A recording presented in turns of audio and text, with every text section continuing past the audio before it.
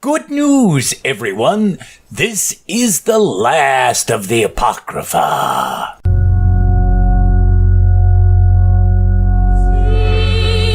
And in my mother's womb was fashioned to be flesh in the time of 10 months, being compacted in blood of the seed of man. That's right. Of the seed of man. The word seed is sperm, and sperm comes through having sex. It's shut out of your father's rod, right. To put it in layman terms, in his penis. That's right. That means a man put his penis in a woman and bust off in it. Then the angel said to him, "Take out the entrails of this fish, and lay up his heart and his gall and his liver for thee.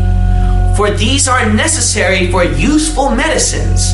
The rest of the chapters of the book of Esther, Go ahead. which are found neither in the Hebrew nor in the Chaldee.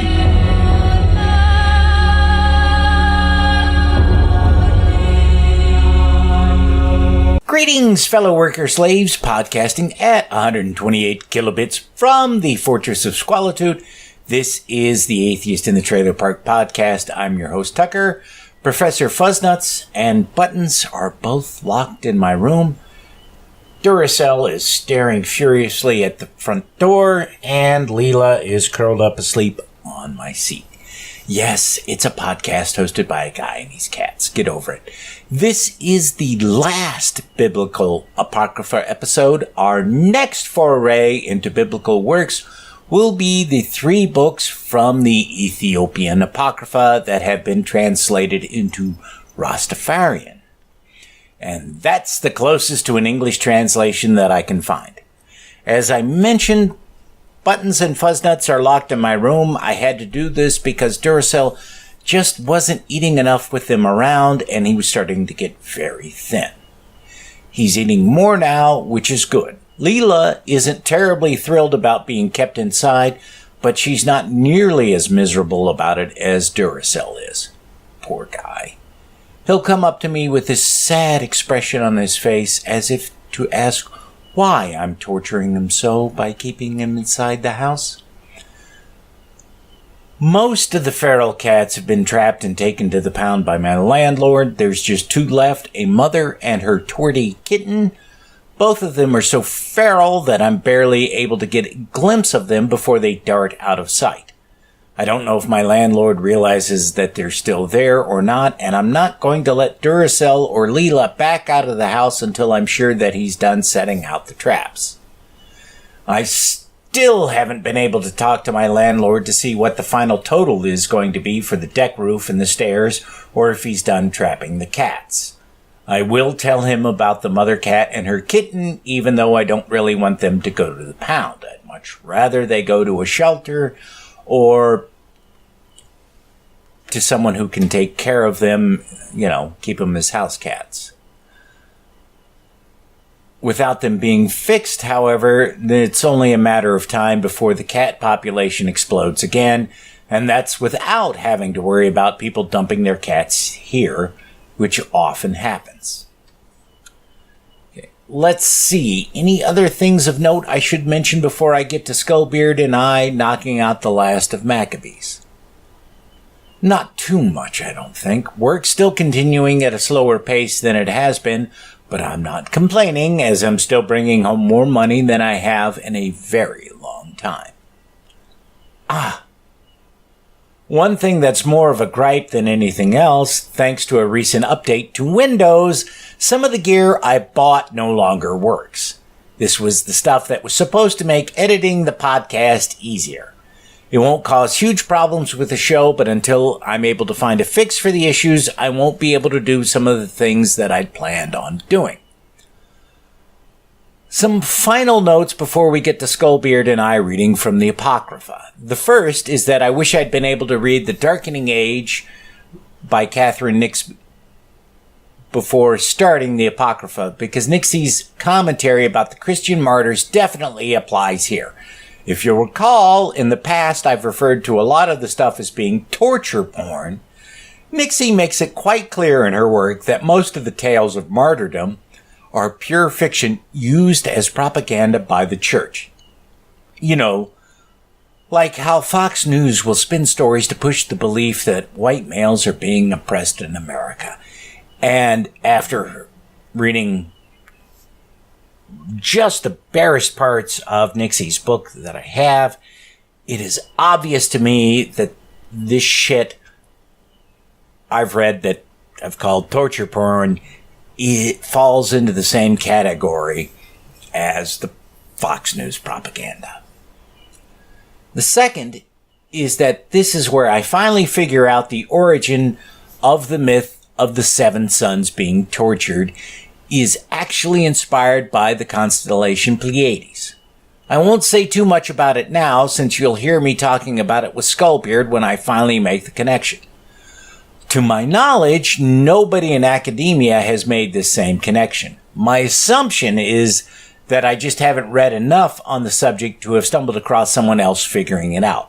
I cannot have been the first person to notice this, as the section we read is just too obvious in what it's talking about for this to have been missed. And you will hear me have my aha moment. And if I'm having an aha moment, then surely somebody who's well-versed in the history of religion will have made this same connection. Finally, Skullbeard and I go down a deep rabbit hole early on in the episode, where we talk about things like the U.S. military. Normally I'd chop that out, but I'm leaving it in this time because it shows what Patreon listeners get to hear, and also because it breaks up some of the monotony found in the early parts of the recording. Later on, it gets much more interesting. With all that out of the way, here's Skullbeard and I finishing off 4 Maccabees. Alright, 4 Mac 14. Furthermore, they encouraged him to face the torturers so that they not only despised their agonies, but also mastered the emotions of brotherly love. Wow, chicka wow wow. O reason, more royal than kings and freer than the free, O sacred and harmonious concord of the 7 brothers, on behalf of religion. None of the 7 youths proved coward or shrank from death, but all of them, as though running the course toward immortality, hastened to death by torture. Just as the hands and feet are moved in harmony with the guidance of the mind, so those holy youths, as though moved by an immortal spirit of devotion, agreed to go to death for its sake. O most holy 7 brothers in harmony, for just as the 7 days of creation moved in choral dance around religion, so these youths, forming a chorus, encircled the 7-fold fear of tortures and dissolved it. Even now, we ourselves shudder if we hear of the tribulations of these young men. They not only saw what was happening, yes, not only heard the direct word of threat, but also bore the sufferings patiently and in agonies of fire at that. What could be more excruciatingly painful than this? For the power of fire is intense and swift, and it consumed their bodies quickly. Do not consider it amazing that reason had full command over these men and their torturers, since the mind of woman had despised even more diverse agonies. For the mother of the 7 young men bore up under the rackings of each one of her children. Now, I have to point out, there's a bit in the news lately where they think that some bones found in like the 40s were those of Amelia Earhart. Yes, I've been hearing about this all day in podcasts. It's been mentioned in 2 or 3 of them. And one of the hypotheses that people have is that Amelia starved to death, and that what happened to her was she was so weak near the end of her life that she was unable to fight off the crabs as they ate her alive. Ew. That seems a little worse than fire. I mean, I've never been eaten by a crab, but I have certainly suffered a 3rd-degree burn or 2 in my day. So, You know, Are you calling bullshit? Is that what you're doing here? I think I am. Okay. Very good then. I think we're on the same page. Observe how complex is a mother's love for her children, which draws everything toward an emotion felt in her inmost parts. Even unreasoning animals, like mankind, have a sympathy and parental love for their offspring. For example, among birds, the ones that are tame protect their young by building on the housetops. Okay. Up with this inmost parts. And the others by building in precipitous chasms and in holes and tops of trees, hatch the nestlings and ward off the intruder. If they are not able to keep him away, they do what they can to help their young by flying in circles around them in the anguish of love, warning them with their own calls. And why is it necessary to demonstrate sympathy for children by the example of unreasoning animals? Since even bees, at the time for making honeycombs, defend themselves against intruders as though with an iron dart sting those who approach their hive and defend it even to the death. But sympathy for her children did not sway the mother of the young men. She was of the same mind as Abraham. Take him up to the mountain and stab him to death, because that's what God wants. No, just take a little off the tip. Seriously. Actually, on the note that I had before on podcasts, almost all of this is completely refutable by science, by scientific methods. That's bullshit. It's always opposite day in Jesus land. Okay, Formac 15. O reason of the children, tyrant over the emotions, O religion more desirable to the mother than her children. Two courses were open to this mother, that of religion, and that of preserving her 7 sons for a time, as the tyrant had promised.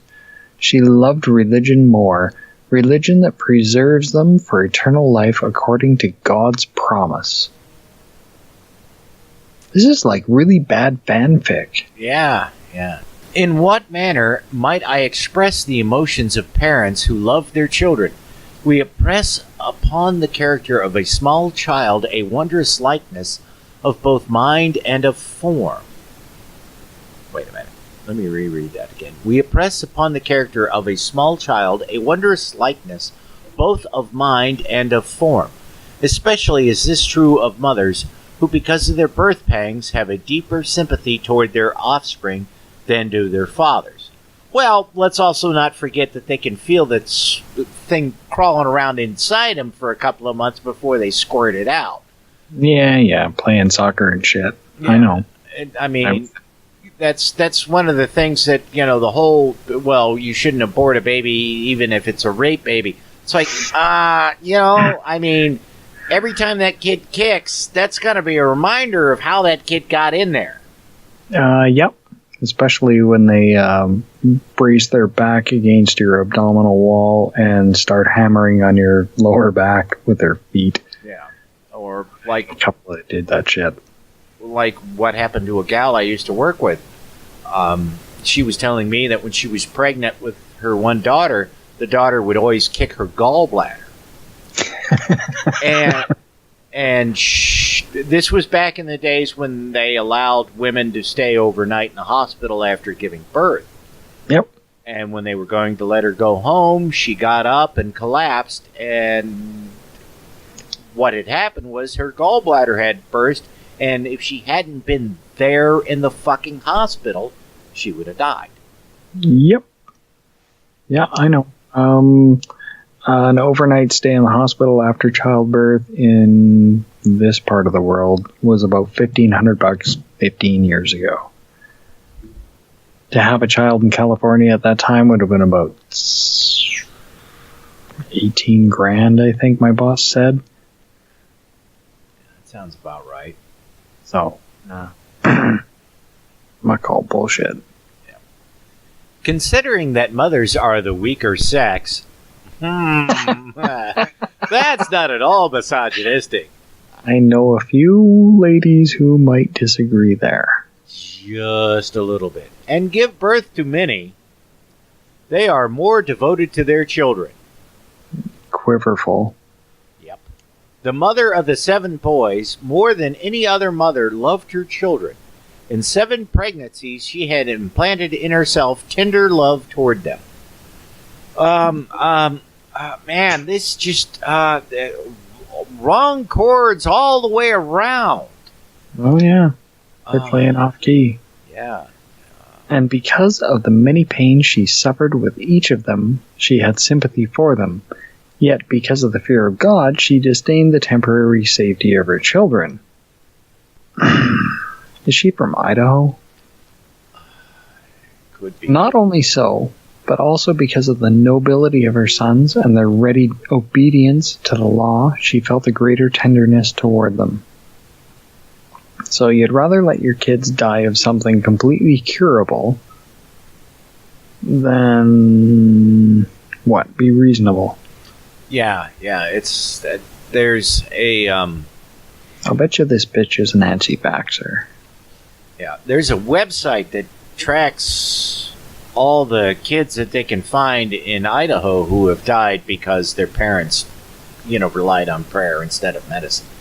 And, they have brief bios of the kids, and, like, one that just sticks out in my mind, she was like a 16, 17-year-old girl, had, she was like an honor student and all this stuff in her school. She died from a urinary tract infection. What? She died from a UTI? Yes, because, they didn't get her antibiotics, and her, she had the UTI, and I'm guessing her bladder burst because she couldn't pee. Holy fuck. Oh, yeah. That's messed up. Oh, you want to hear messed up? No. Well, maybe a little bit. Yesterday, I was at the local Democratic Party's potluck dinner, and they had the woman who's running for a seat in Congress speaking, and there was this guy talking who he's never been to any of the meetings before, and he was asking her about the Affordable Care Act and its mandate, and he was wondering because she gave a long answer to a previous question of his, but she gave the right answer, but it's not the the kind of snappy answer that people look for, because he was he'd asked about single payer, and she said that, well, from what she understood based on the way our system is structured, if you wanted to do single payer, it would be a long process to get us there, which is accurate. It's not something that could be done overnight. But of course, he was looking for her to say, well, I support single payer or I don't support single payer. And so, the Affordable Care Act has that mandate that, you have to buy health insurance. Well, it did until Trump got rid of it. And so he was asking her if, she would be in favor of reinstating that, with exceptions for people like himself who were Christian Scientists and don't believe in modern healthcare.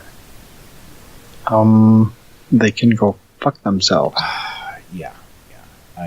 It's you could easily, I mean, really easily, completely fund healthcare in your country by ratcheting back the military budget just a little bit. Yeah, it's like even less than 1%, if I'm not mistaken. Yeah, and your military budget is what, 50-something% of tax revenue is spent on blowing up brown people. Well, it's spent on blowing up brown people and buying planes that don't work, and Don't even get me started on the F-35. Oh, it's insane. We want them. We don't want them. We want some. We don't want them. This thing's a piece of shit. We don't want this. It's insane because, people are saying, oh, well, we've got to have a fighter plane that can beat the best the Russians have to offer. We're not going to go up against the Russians in a conventional war. I know Putin's a bad guy, but we're not going to do that. We're going to... All you have to do is be able to beat a MiG-29, you'll be fine. Which, if I'm not mistaken, an F-15 Strike Eagle from the 1980s can actually do. Yep. It's insane. We're blowing all this money on weapon systems that are, so advanced. It's like what the Germans had in near the end of World War II. There was a plane, and I can't remember the name of it, but it was like the first rocket-powered aircraft. Yep, the one that like atrazine and LOX. It was this weird-looking plane, and the pilots quickly discovered they had a problem because they would be launched to intercept American bombers, but they were so much faster than the American bombers that it was difficult for them to shoot them down because, they had to slow down so much to do enough damage. I know. It's just ridiculous. It's completely ridiculous. It is the biggest dick-wagging game I've ever seen. Uh-huh. And they're playing by themselves, or with themselves. Yeah. Yeah, I mean, we have Congress critters claiming, well, we need more aircraft carriers. And it's like, we have more of them than anybody else on the planet. In fact, if you want to talk about aircraft carriers that can traverse the globe, we have more than the entire planet combined, because most people only have aircraft carrier. The majority of the aircraft carriers can, only protect their territorial waters. They can't. The Chinese don't have an aircraft carrier that they're capable of sending around the planet and engaging in military actions. Yeah, I know. I hate to say it, but your country is completely out of control. And it's only going to get worse. It's only going to... like I said, man, I mean, I told you before, I think the best thing for America would be for us to be carved up like Germany after World War II. I really do. I know everybody's like, oh, well, we'll get rid of Trump and that'll solve everything. Forgetting, of course, that means Pence becomes president. But, even if... No, Pence is dirty. Pence has always been dirty. He's a slimy little fuck, and he's part of it. Oh, I know, but he can't even maintain plausible deniability at this point. None of them can. I know, but I can't imagine that if Mueller comes out and just whacks the entire leadership of the Republican Party with criminal charges, that the nutbags who support the Republicans will accept this fact. They'll just swallow it. Nah. $130,000 for sex with a porn star, and they're gonna swallow it all. Speaking of which, have you heard the opening arguments podcast? Yes. About how Stormy Daniels is a legal genius? Did you just see that today Trump himself, via his lawyers, has said that she is in violation of her NDA? I know, he's fucked either way. And it's like okay, if Andrew Torres is right, then that just pretty much fucks Trump 6 ways from Sundays. No matter what he answered. Yeah. Yeah, but this is his admission that, I did bone her. Sure, why not? Yeah. It's okay. If you're evangelical or even just pandering to them, that's totally cool. Yeah. What you saw that tweet that said, I can't believe I have a president who screws porn stars and wants a space army, and I still hate him. No, I missed that one somehow. Yeah, I'll find it and send it to you later. But yeah, that's like, when I was 20 or, in high school, if you'd have said, hey, man, one day you're going to have a president who screws porn stars and wants a space army, I would have been like, oh, the future's going to be fucking awesome. Wait, what is this, space army? Yeah, you didn't hear about that? No. How the fuck did I miss this? He was talking in front of, the Marines or somebody, and he says, space is the battleground of the future, and we need, a space corps. We've got a Marine Corps, we need a space corps. Oh, no, it's got to be Marines in space. It has to be Marines in space. Yeah. Well, I take it you're not a fan of Heinlein? Actually, I am somewhat of a fan. I loved science fic when I was a kid. Did you ever read Space Cadet? No. Okay. Well, the Space Cadet, before it had the negative connotations, it was about, I forget the guy's name, the main character's name in it. It's been so long since I read it. But the idea was that there was a space patrol, and these were these guys did all these neat things in space, but they weren't the sexy looking guys who were the Space Marines. But of course. Yeah, and somehow, and I forget all the details of it, but there were 2 radio and TV serials spawned from the novel Space Cadet. One was Tom Corbett's Space Cadet, and the other one was Space Patrol with Buzz Cordry, which were, they're light, frothy souffles of good old kitschy 50s science fiction. I haven't watched the radio, or I haven't watched the TV shows because a lot of the episodes didn't survive, but most of the radio programs did, and they're pretty entertaining. Even if they are rather anachronistic because they have people landing on Jupiter or Venus, and Venus born, somebody from Ganymede. Yeah, yada yada yada. This is like sci-fi from the 40s, 1948. Yeah, but no, you can. There's a couple of podcasts that do the Tom Corbett Space Patrol or Space Cadet, and then do the Space Patrol with Buzz Corey that are really entertaining. And you can find the videos of some of the episodes on YouTube. It's all public domain. In fact, Tom Corbett was originally on the Dumont television network. I don't believe I've heard of Dumont. Oh, this is a rabbit hole. No. Okay. You know that Philo Farnsworth invented television, and he got screwed out of it by RCA. Yeah.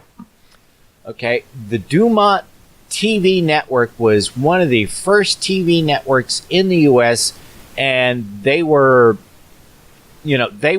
came about because of Philo's actual work, whereas RCA and others, even though they ripped off Philo, that was their own stuff later on.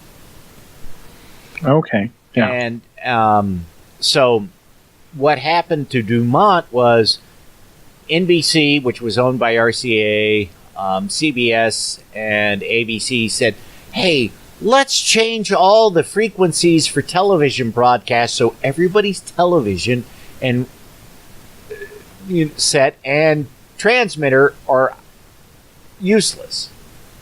Yep. And when that happened, that put the Dumont network out of business because they couldn't afford to, most of their affiliates couldn't afford to switch over to the new frequencies. And, of course, who the fuck's going to be able to afford to buy a new television set? Not a lot of people. But Tom Corbett Space Cadet was originally on the Dumont network. And then, like, the last season, it switched over to CBS. And it was one of those shows that was done live to tape. Oh, nice. Yeah. And, it's got the, they have the rockets flying with the sparks going up and the smoke and all that, even though it's supposed to be in deep space. But it's a lot of fun. Interesting. I've never heard of it before. Yeah. Okay, back to this crap fest. Whose turn is it? It's mine, and I've got the section marked, so. All right. For they were righteous and self-controlled and brave and magnanimous, and loved their brothers and their mother. Do-do-do-do-do-do-do-do. So that they obeyed her even to death in keeping the ordinances. Nevertheless, though so many factors influenced the mother to suffer with them out of love for her children, in the case of none of them were the various tortures strong enough to pervert her reason. Wow. Instead, the mother urged them on, each child, singly and all together, to death for the sake of religion. This seems rather unreasonable and more faith-based, as it were. Yeah. O sacred nature and affection of parental love, yearning of parents toward offspring, nurture and indomitable suffering by mothers, this mother, who saw them tortured and burned one by one because of religion, did not change her attitude. She watched the flesh of her children consumed by fire, their toes and fingers scattered on the ground, and the flesh of the head to the chin exposed like masks. This is Hellraiser shit. Yeah. Oh, mother, tried now by more bitter pains than even the birth pangs you suffered for them. O woman who alone gave birth to such complete devotion. When the firstborn breathed his last, it did not turn you aside, nor when the second in torments looked at you piteously, nor when the third expired. Nor did you weep when you looked at the eyes of each one of his tortures, gazing boldly at the same agonies, and saw in their nostrils the signs of the approach of death. When you saw the flesh of children burned upon the flesh of other children, severed hands upon hands, scalped heads upon heads, and corpses fallen on other corpses. This is really fucking morbid. And when you saw the place filled with many spectators, the torturing, you did not shed tears. Neither the melodies of sirens nor the songs of swans attract the attention of their hearers as did the voice of the children in torture calling to their mother. Man, this got dark. I know, it's really dark. Started off so well. Yes. How great and how many torments the mother then suffered as her sons were tortured on the wheel and with the hot irons. But devout reason, giving her heart a man's courage. Yes, because women are just weak and worthless. In the very midst of her emotion, strengthened her to disregard her temporal love for her children. Although she witnessed the destruction of 7 children and the ingenious and various rackings, this noble mother disregarded all these because of faith in God. That's pretty pathetic God, if you ask me. Yeah, he's not my kind of dude. For as in the council chamber of her own soul, she saw mighty advocates, nature, family, parental love, and the racking of her children, this mother held 2 ballots, one bearing death and the other deliverance for her children. She did not approve the deliverance, which would preserve the 7 sons for a short time. Cue Trent Brockman saying, I've said it before, I'll say it again, democracy simply doesn't work. Yeah, pretty much. But as the daughter of God-fearing Abraham, she remembered his fortitude. O mother of the nation, vindicator of the law and champion of religion, who carried away the prize of the contest in your heart. Really? What? This sounds like one of those, participation trophies. Yeah, pretty much.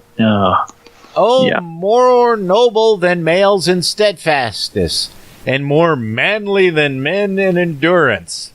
Manly men. Just as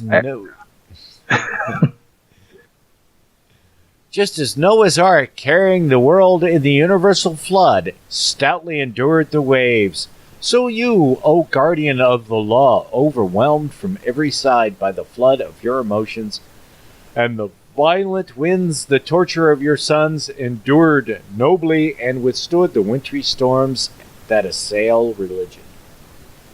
Oh, wait. This sounds an awful lot like poor persecuted Christians. Yep, it sure does. Although, I couldn't help but, the manly men thinking of the, the Monty Python lumberjack sketch. Yeah. I know exactly the one. Okay, Cormac 16. If then a woman and advanced in years and mother of 7 sons endured seeing her children tortured to death, it must be admitted that devout reason is sovereign over the emotions. Bullshit, assholes, fuck off. Thus I have demonstrated not only that men have rule over the emotions, but also that a woman has despied the fiercest tortures. The lions surrounding Daniel were not so savage, nor was the raging fiery furnace of Mishael so intensely hot as was her innate parental love, inflamed as she saw her 7 sons tortured in such varied ways. Wow. This is brutal torture porn. Yeah. But the mother quenched so many and such great emotions by devout reason. Consider this also. If this woman, though a mother, had been faint-hearted, she would have mourned over them and perhaps spoken as follows. Oh, God, no. We're getting this bullshit that didn't happen. What if? Yeah. What aboutery? That's what it is. Oh, how wretched I am, and many times unhappy after bearing 7 children. I am now the mother of none.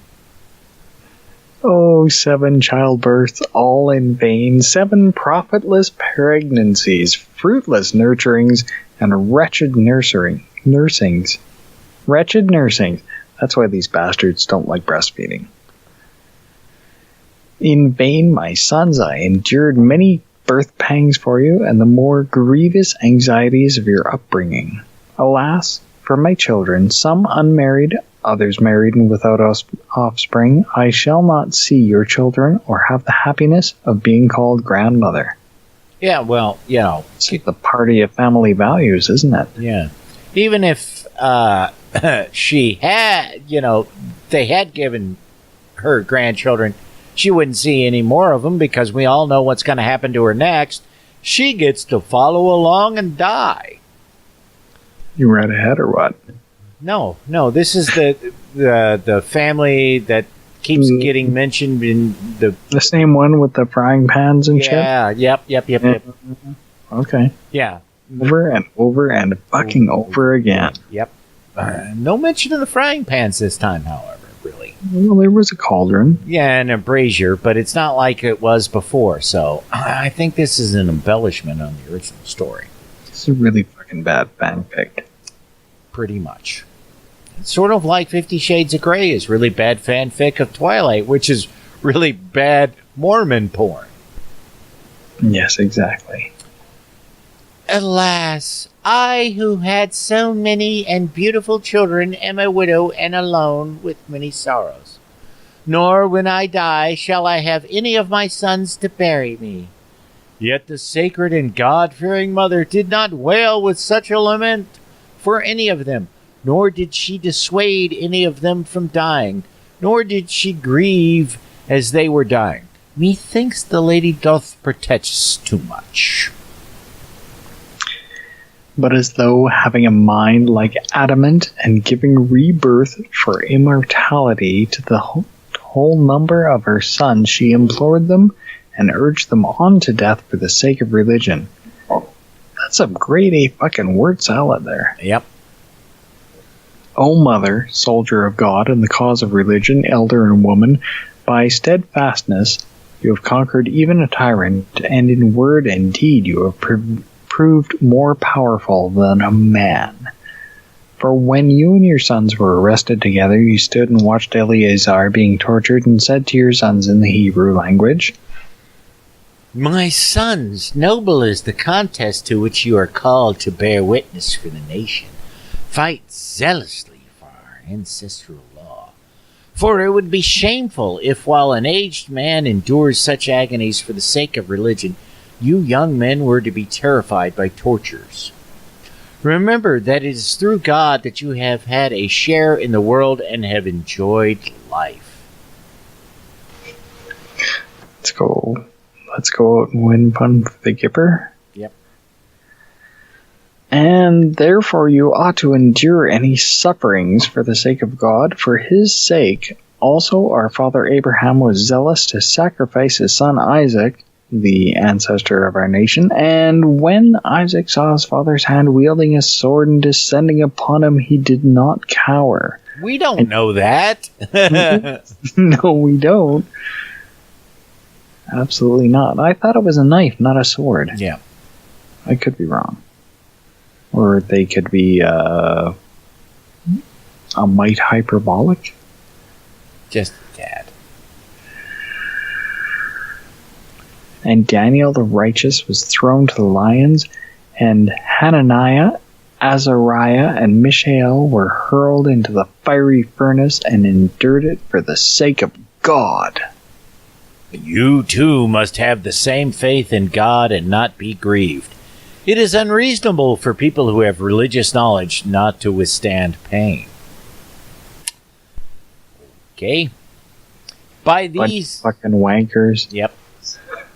By these words, the mother of the seven encouraged and persuaded each of her sons to die rather than violate God's commandment. I'm reminded of an episode of The Simpsons where Homer thought he was going to die, and Grandpa Simpson was like, they say it's the worst thing in the world to, for a son to die before his father, but I feel great.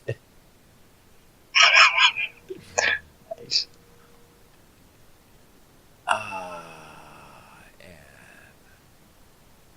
Oh, come on. 25. Yeah, thank you. I couldn't remember if it was 24 or 25. They knew also that those who die for the sake of God live in God, as do Abraham and Isaac and Jacob and all the patriarchs. I really should pull up the Bible Buddy or whatever the fuck app I have on my phone that has biblical contradictions. Has anybody seen God and lived? Yes. Well, no. But maybe. There's a biblical Abraham and Isaac. Abraham and Isaac predated Jesus, but they went to heaven. Yeah. Which is not supposed to happen. Not at that point in the story, no. Yeah.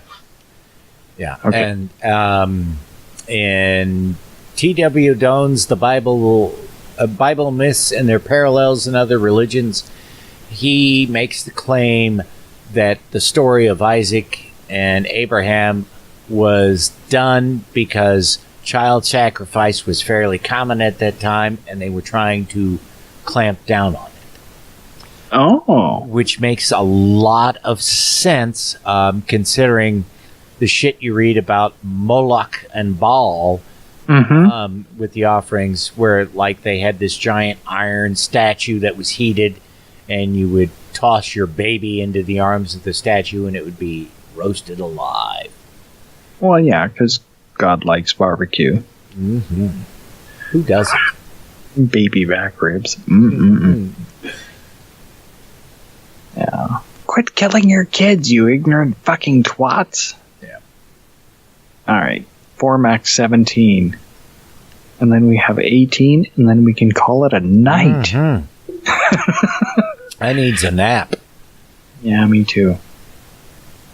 Some of the guards said that when she also was about to be seized and put to death, she threw herself into the flames so that no one might touch her body.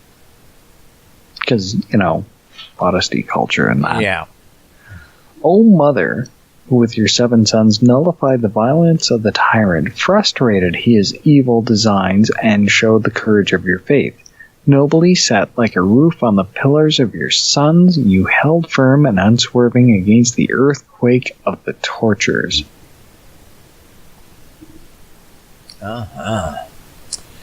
Take courage, therefore, O holy-minded mother, maintaining firm and enduring hope in God.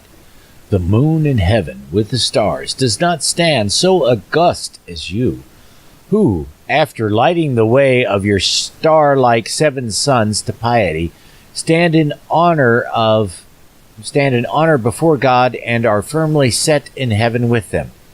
For your children were the true descendants of the father of Abraham, and I have got to interrupt this here.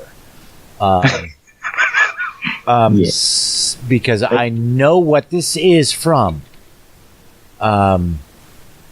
Are you God suggesting damn it! I hit the wrong guy. plagiarism? No.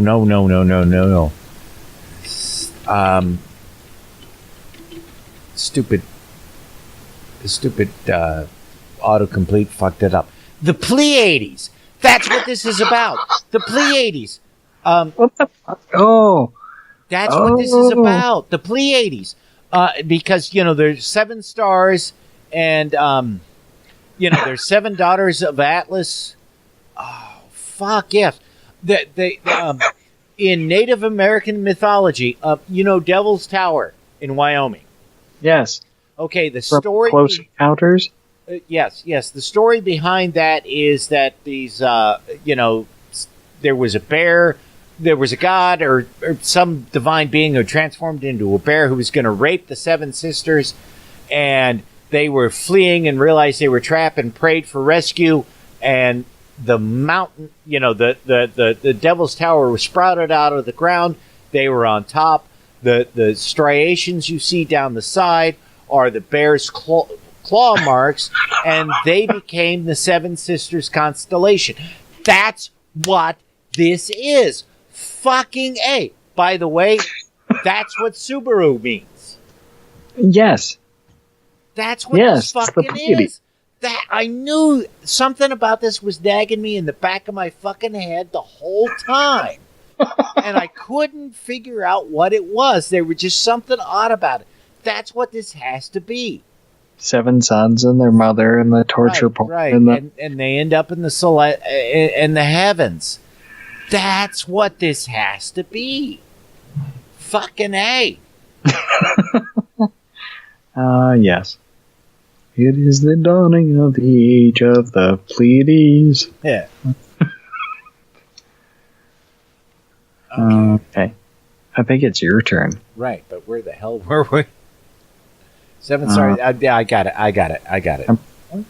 Yeah, because you last you read was, for your children were the true descendants of the of Father Abraham. So that means I take up, if it were possible. 7. Yeah. if it were possible for us to paint the history of your piety as an artist might, would not those who first beheld it have shuddered as they saw the mother of the 7 children enduring their varied tortures to death for the sake of religion? Indeed, it would be proper to inscribe upon their tomb these words as a reminder to the people of our nation. Yeah. Considering how verbose you've been, I don't think anybody's going to be carving this fucking shit on nothing. Here lie buried an aged priest and an aged woman and 7 sons because of the violence of the tyrant who wished to destroy the way of life of the Hebrews. Yeah, ain't nobody gonna hammer that shit in with that hammer chisel. They vindicated their nation, looking to God and enduring torture even to death. Truly, the contest in which they were engaged was divine. For on that day, virtue gave the awards and tested them for their endurance. The prize was immortality in endless life. Eleazar was the first contestant. The mother of the 7 sons entered the competition, and the brothers contended. The tyrant was the antagonist, and the world and the human race were the spectators. Reverence for God was victor, and gave the crown to its own athletes. You know, I kind of prefer the Running Man version of this story. Yep. Come on down. Where Arnold sends Richard Dawson to his death. Yeah. Who did not admire the athletes of the divine legislation? Who were not amazed? The tyrant was the antagonist, and the world and the human race were the spectators? Yep.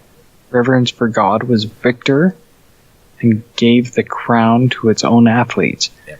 Who did not admire the athletes of the divine legislation? Who were not amazed? The tyrant himself and all his council marveled at their endurance, because of which they now stand before the divine throne and live through blessed eternity. For Moses says, all who are consecrated are under your hands. These, then, who have been consecrated for the sake of God are honored, not only with his honor, but also by the fact that because of them our enemies did not rule over our nation. The tyrant was punished and the homeland purified, they having become, as it were, a ransom for the sin of our nation. And through the blood of those devout ones and their death as an expiation, divine providence preserved Israel that previously had been afflicted. For the tyrant Antiochus, when he saw the courage of their virtue and their endurance under the tortures, proclaimed them to his soldiers as an example for their own endurance. And this made them brave and courageous for infantry, battle, and siege, and he ravaged and conquered all his enemies. Which just totally contradicts every fucking thing they've said before this. I know. Okay. It's pretty fucked up shit. O Israelite children, offspring of the seed of Abraham, obey his law and exercise piety in every way, knowing that devout reason... That's a contradiction in terms. Yeah. Is master of all emotions, not only of sufferings from within, but also those from without. Therefore, those who gave over their bodies in suffering for the sake of religion were not only admired by men, but also were deemed worthy to share in a divine inheritance. Because of them, the nation gained peace, and by reviving observance of the law in the homeland, they ravaged the enemy. The tyrant Antiochus of the Holy Hand Grenade was both punished on earth. Wait. I'm just going to roll back to a couple of verses ago where it says, for the tyrant Antiochus, when he saw the courage of their virtue and in their endurance under the tortures, proclaimed them to his soldiers as an example for their own endurance, and thus made them brave and courageous for infantry, battle, and siege, and he ravaged and conquered all his enemies. Yeah, I know. It's like opposite day. It's always fucking opposite day. Fucking weird. Anyways, Antiochus was both punished on earth and is being chastised after his death. Never mind the fact that he managed to conquer all of his enemies while he was on earth. Since in no way whatever was he able to compel the Israelites, weren't they his enemies, to become pagans and to abandon their ancestral customs, he left Jerusalem and marched against the Persians, whose ass he promptly kicked, I'm sure. The mother of 7 sons expressed also these principles to her children. Oh, God, no. Oh, sure, give me the purity speech. Yep. I was a pure virgin and did not go outside my father's house, but I guarded the rib from which woman was made. No seducer corrupted me on a desert plain, nor did the destroyer, the deceitful serpent, defile the purity of my virginity. In the time of my maturity, I remained with my husband, and when these sons had grown up, their father died. A happy man was he, who lived out his life with good children, and did not have the grief of bereavement. While he was still with you, he taught you the law and the prophets. He read to you about Abel, slain by Cain, and Isaac, who was offered as a burnt offering. No, he was not. And of Joseph in prison. He told you of the zeal of Phinehas, and he taught you about Hananiah, Azariah, and Mishael in the fire. This is fucking batshit insane. Yeah, Badger in the Pants crazy. Mm-hmm. He praised Daniel in the den of the lions and blessed him. He reminded you of the scripture of Isaiah, which says, "Even though you go through the fire, the flame shall not consume you." He sang to you songs of the psalmist David, who said, "Many are the afflictions of the righteous." He recounted to you Solomon's proverb, "There is a tree of life for those who do his will." He confirmed the saying of Ezekiel, "Shall these dry bones live?" For he did not forget to teach you the song that Moses taught, which says, that's your cue. I kill and I make alive. This is your life and the length of your days. Oh, bitter was that day, and yet not bitter, when that bitter tyrant of the Greeks quenched fire with fire in his cruel cauldrons, and in his burning rage brought those 7 sons of the daughter of Abraham to the catapult and back again to more tortures. Pierced the pupils of their eyes and cut out their tongues and put them to death with various tortures. For these crimes divine justice pursued and will pursue the accursed tyrant. But the sons of Abraham with their victorious mother are gathered together into the chorus of the fathers and have received pure and immortal souls from God, to whom be the glory forever and ever. Amen. Okay, I'm going to go again with, this is really bad fanfic. Yeah. It's written well past the fact. And, I don't know. Yeah. I think Nobles could have done this well. Yeah. And I am going to have to dig into this whole shit about the Pleiades. Mm-hmm. Because this is fucking it. Yeah, I'm pretty sure. I've heard that the Bible is based on astrology. Yeah. And, you know, the whole 7 thing, it never clicked with me with it being connected with the Pleiades. There's got to be something with how they appear in the sky that's significant, and I don't know what it is. And skimming the Wikipedia article on it, it doesn't really give me the kind of stuff that I need to know. But I know where I can ask qualified folks about the Pleiades who will give me the dope that I need on this, because damn it, this is where, you know, the whole 7 days a week thing comes through, and 7 is common in all these, in pretty much every religion. That's where it comes from. It has to be the Pleiades. I wouldn't be surprised. So yeah, I've got to drill down on this and talk to some folks. because I've never seen this mentioned anywhere else. Really. I'm looking at the Wikipedia for Pleiades in folklore and literature. Middle East Bible. In the Bible, the Pleiades are mentioned as Kema 3 times, always in conjunction with Orion. Amos 5:8, Job 9:9, Job 38:31.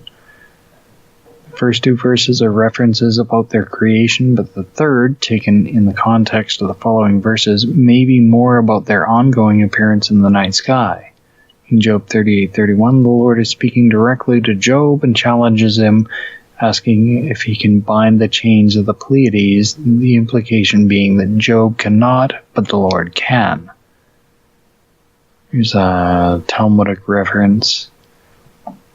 It says that it has about 100 stars, understanding the word something or other as chemia, about 100 in Hebrew. Interesting. Yeah. Here, I'll drop you the link. I appreciate it. And if you'll forgive me, I need to go because I got to get a nap before my ride shows up to take me to NanoCon. How soon are you leaving? He'll be here like 8 or so. You can squeeze in 4 hours of sleep, maybe sleep on the way there if you're lucky. Yeah. It's not far from you, is it? No, it's about a half hour's drive, maybe a little more. Oh, that's not bad. Yeah. So, but yeah, I need to do that because I am tired and wanting to nod off as it is. And you're going to take the laptop, edit it while you're there, and then throw it up Sunday? No, I'm off tomorrow, so I'll do it when I get back because he's got some kind of family deal that he's got to do, so I won't be staying for the whole thing. And I would kind of complain, but not really because You're there for the day, it's all good. yeah, well, and like I might be able to get a ride home with one of 2 people. Oh, I am getting my passport, and I might be able to travel to the U.S. under a British passport. Having been born before 1981, when Canada repatriated the Constitution, just give me the fucking paper version and we'll call it quits. Yeah. So I was born before that happened. So I'm technically a British subject. So if I get my British passport, I might be able to travel to the U.S. and I'd love to try some Cajun food because we got nothing like that around here. Well, at the rate things are going, it'll be, like 2 months before I have money to have a car. So, best place to go for Cajun food is New Orleans. But we'll, if you're in this neck of the woods, we'll work something out. Yeah, I may be doing some traveling. I'm planning Europe next summer. And then we'll see. Yeah. So, it is what it is. Yep. You need to get some sleep. I should probably crash because I got to work at 4 tomorrow. Yeah, and you've got the Rugrat party. Oh, yes. Should be more fun than it's worth. All right. So, Hail Sagan. Yeah, and we'll do this again soon. I'm sure. Oh yeah, you should be able to squeeze 2 episodes out of this. I hope. All right, something. All right. All right. Bye. See you later. That's it for this episode of the Atheist in the Trailer Park podcast. You can subscribe to the show on iTunes, Stitcher, as well as just about anywhere else podcasts can be found. Many of the episodes are also on YouTube. Follow the show on Twitter. @TParkAtheist is the show's Twitter handle. It's on Facebook at facebook.com/trailerparkatheist.com.